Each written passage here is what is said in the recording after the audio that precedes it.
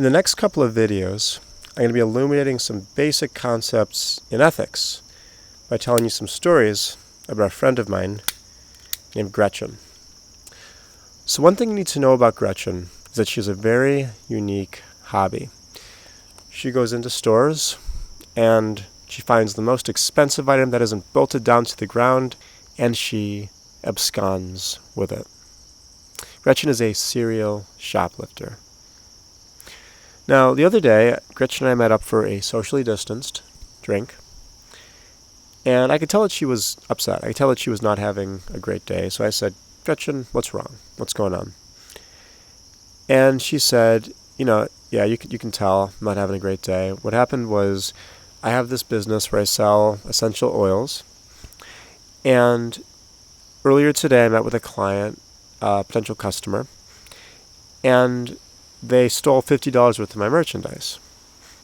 So when she was telling me this story, I thought to myself, Gretchen, that sounds kind of inconsistent. And so what I said was, Gretchen, just yesterday, you texted me a picture of some earrings that you had stolen from a local jewelry store.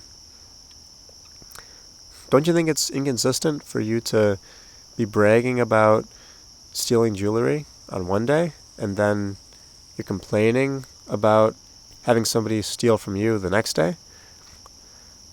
And she said, I don't see the inconsistency. I wanted the jewelry. I didn't want somebody to steal my essential oils. So I don't think there's any inconsistency, and furthermore, I think you're a lousy friend. So then she dumped her drink on me and she walked off. Now the principle we're going to be talking about today, the moral principle we're talking about today, is something called the Golden Rule. And when I'm talking about the Golden Rule in the context of this business ethics class, I'm not talking about the rule that you learned when you were a child. I'm not talking about the rule, do unto others as you would have them do unto you. Instead, I'm talking about a very specific principle that the business ethicist Thomas Carson came up with in his work on deception in professional ethics. And it goes like this. Consistency requires that if I think it would be morally permissible for someone to do a certain act to another person, then I must not object to someone doing the same act to me in relevantly similar circumstances. So the Golden Rule helps us make sense of the judgment that I'm making about Gretchen's behavior. She's performing an act, and she's judging that it's permissible. So she's judging that shoplifting is permissible. But then when that's done to her, when somebody steals from her, she's judging that it's impermissible. And so she's being inconsistent. She's judging that in one context, an action is okay, and then in another relevantly similar context, she's judging that it's not okay because now it's negatively affecting her.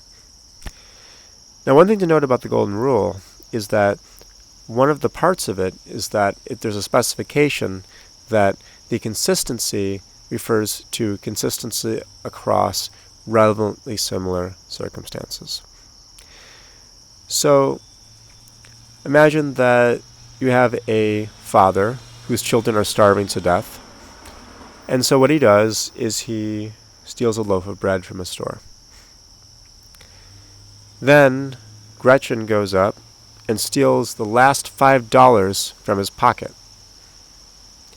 And the reason why she's doing it is because she wants to buy a slightly larger latte at Starbucks. Would that father be inconsistent if he judged that what he had done was permissible and what Gretchen had done was impermissible?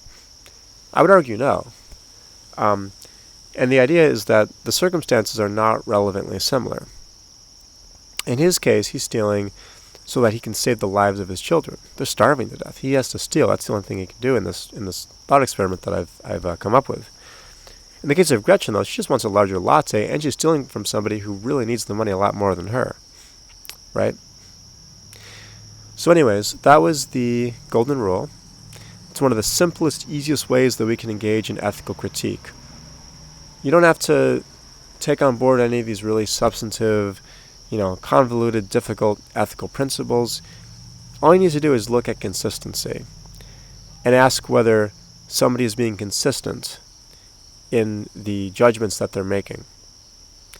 And if they're not, then you have grounds to criticize what they're doing.